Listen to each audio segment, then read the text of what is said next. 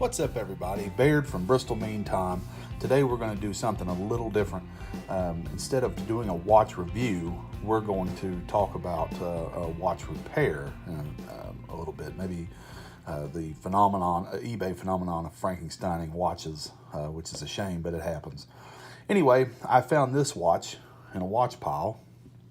As you can see, it's in really good shape, but I got it in a lot, and when I did, let's see, as you can see, the balance is missing.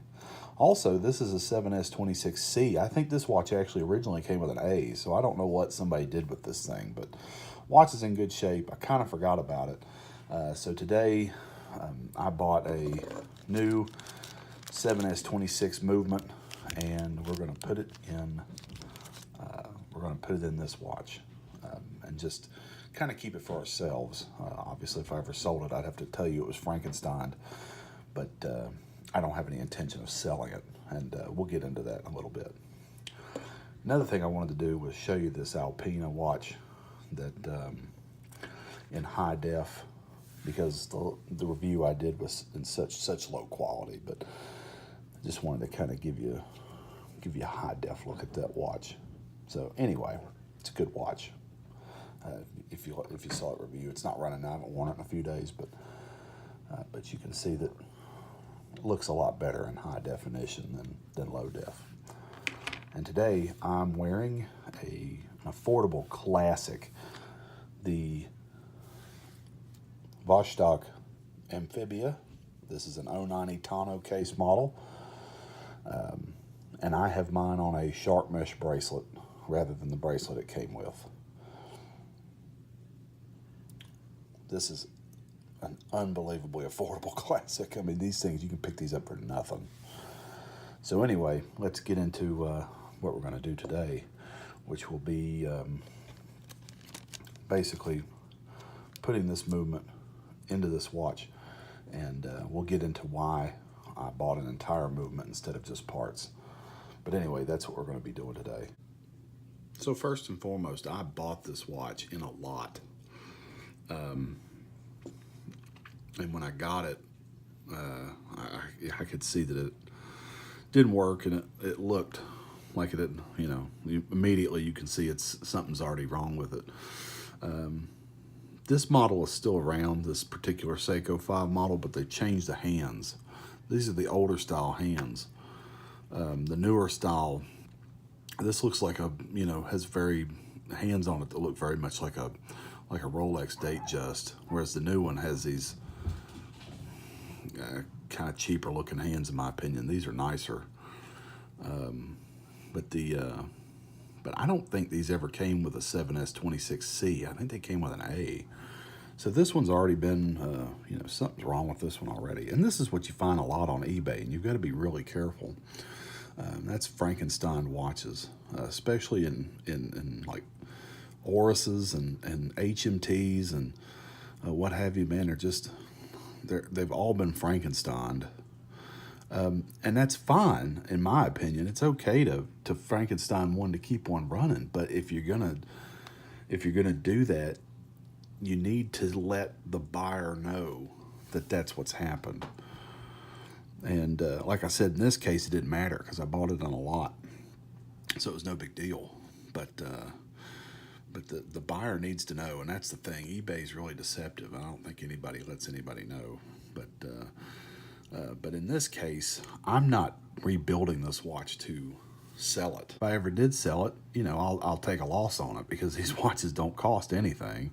In fact, that's why I didn't buy parts for it, because the parts are just as much as a brand new movement.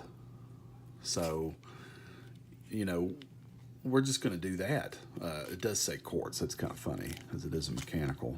But nonetheless, this is a 7S26C.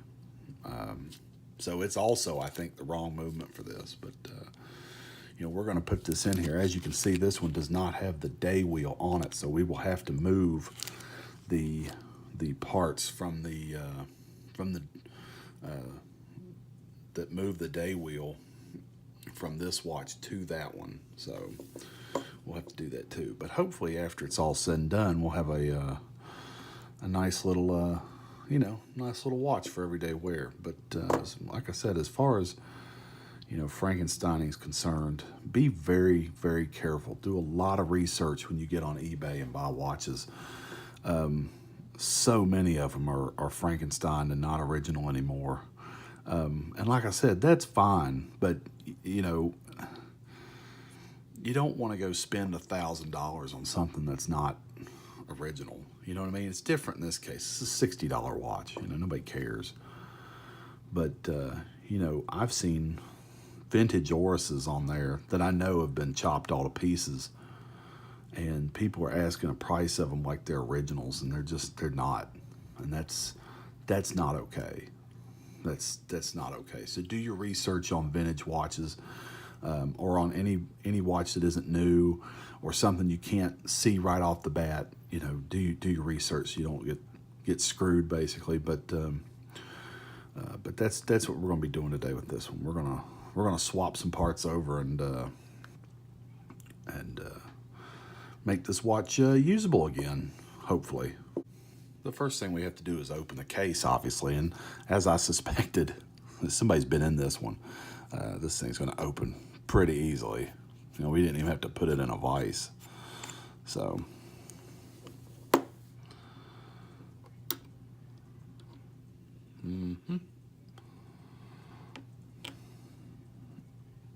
there she is. Next, we have to remove the movement from the watch. So first off, the first thing you have to do is get the stem out, which is very simple on these. Little section you press and the stem comes right out. Now that that's done, we're going to take the hands off. Need either a hand puller or hand levers.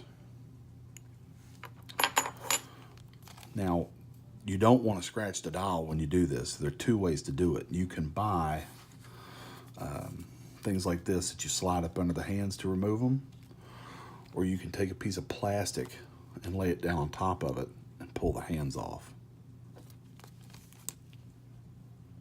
Now that the hands are off, just have to remove the dial. On these 7S26 watches, I'm pretty sure they're just feet, so very carefully just go around the edge and pry it up until it's off.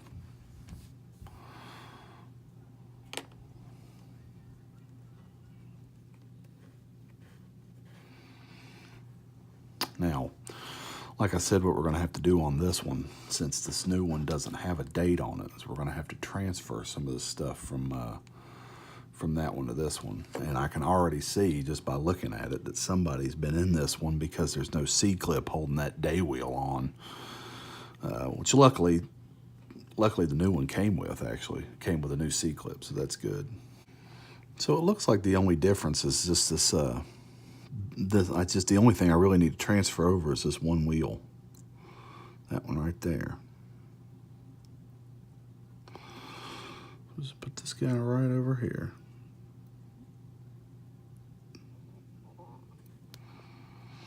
And then we'll just put the day wheel on this one, snap the C-clip in. We'll check it for accuracy, which I would hope would be okay since it's brand new. And then we'll put it in the watch. Simple as that. Now that we've got the dial back on, we can just make sure that everything's lined up, which it appears to be. Yeah, here we go. So, very good, very good. So everything looks good there. Now what we have to do is put the hands back on it. And to do that, since this watch has a date, so we'll have to pull that to the setting position. And what we have to do is run it around. And what we're looking for is that date to change, start to change. There we go. And right as it clicks,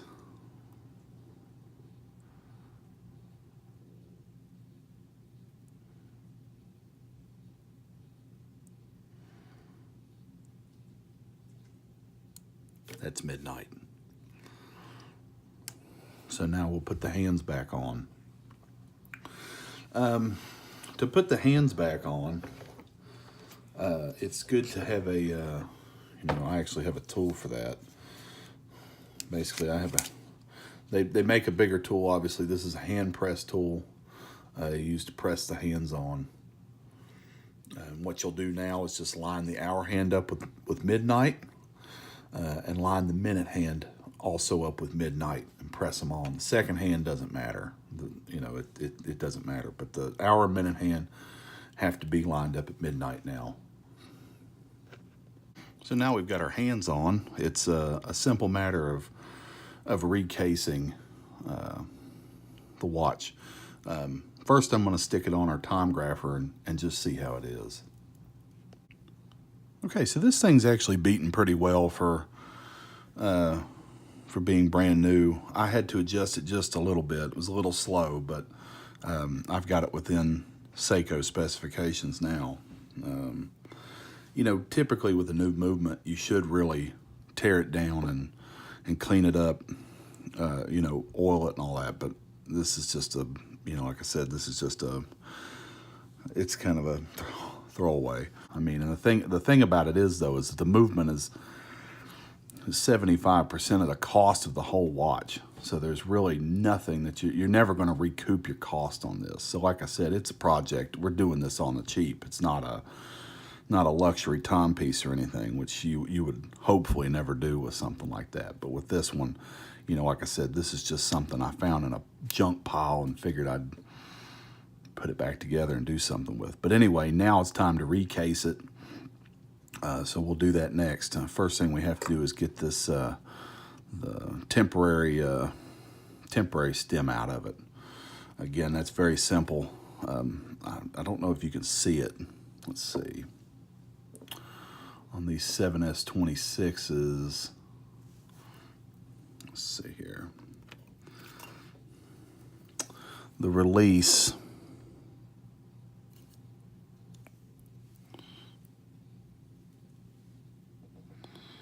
let's see. Well, rotor's in the way now. The release is right there. And if you just press down on it,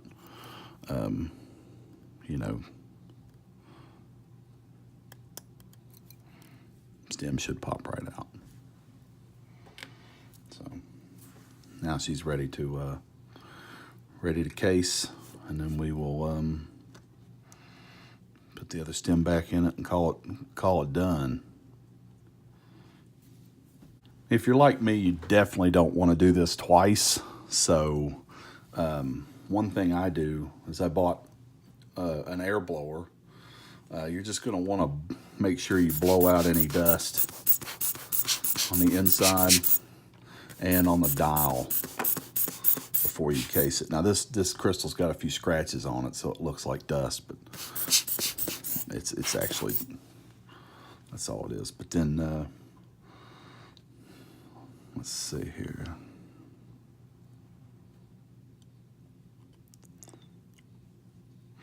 Recasing is actually fairly simple on these. I really should have used my puck. There. I should have recorded it, but on these, it's very simple. Some Swiss watches you have to do the mechanism again to get the crown back in or put it back in certain positions, but these 7S26s, basically to insert the crown, I just push in and twist a little bit, and it'll pop right in there. So nothing special to put the crown on. So basically next, we're going to put a new gasket on it, and put a new gasket on it, seal the back down, and she should be good to go. All right, so the back's on there, the O-ring's greased. Now we've just got to tighten it down, because like I said, it wasn't tightened down before. So now we just have to tighten it down. Usually use a tool like this, and usually a vise. If you get you a watch vise, you'll put that in there. That way we can just tighten it down, make sure that it's not gonna let any water in or moisture or anything like that. And that's pretty much it. You know, this stuff is elementary to Seiko modders, but, you know, find a little junk watch in a pile and put it back together. I'm gonna see if I have a strap for it. Well, the only 20 millimeter I had lying around was a alligator grain Hirsch strap with a kind of a cherry color to it. Not too bad. I think it looks all right. I do actually have the original bracelet to this watch, and it really isn't in bad shape. Most of the time you find these things and they're pretty worn out, but this one's actually pretty good. Let's see, I have the other half of it. Yeah, right over here actually. And as you can see, it looks pretty good. So that's still usable. I don't know if it fits, but it's still very much usable. So that looks good. I'll keep this around. But for right now, I think I'm gonna leave it on that cherry strap. I hope you enjoyed this video. Maybe it'll help you out somehow. Like I said, all this is pretty elementary to Seiko modders. Very easy watches to get into and start working on. These are very simple to get into and service. Also, the great thing about Seiko is all their technical manuals are online if you just search for them. And you can get complete tear downs, and it'll tell you what kind of lubricants to use. So all those are actually very available for these. So that's another good reason to get into these. To start off with these. Good starter watch. Now I cut my teeth on HMTs, but this is a good starter watch to start on. All that information is available online. You just need to Google it. I bought this from Esslinger. I buy all of my parts and tools from them, so check them out. You know, you've got Cousins in the UK that sells a lot of parts.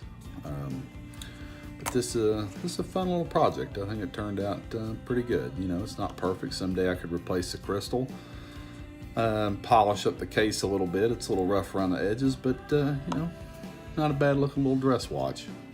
Anyway, I hope you've enjoyed this video. Please like and subscribe, and comment if you'd like to ask any questions or comment on things you'd like to see. I know I'm going to have a Raven venture in to do a review on soon, so maybe I'll do a video on that. But anyway, I hope you've enjoyed this segment of Bristol Meantime on the bench. And until next time, I'm Baird Brown. You've been great, and we'll see you next time.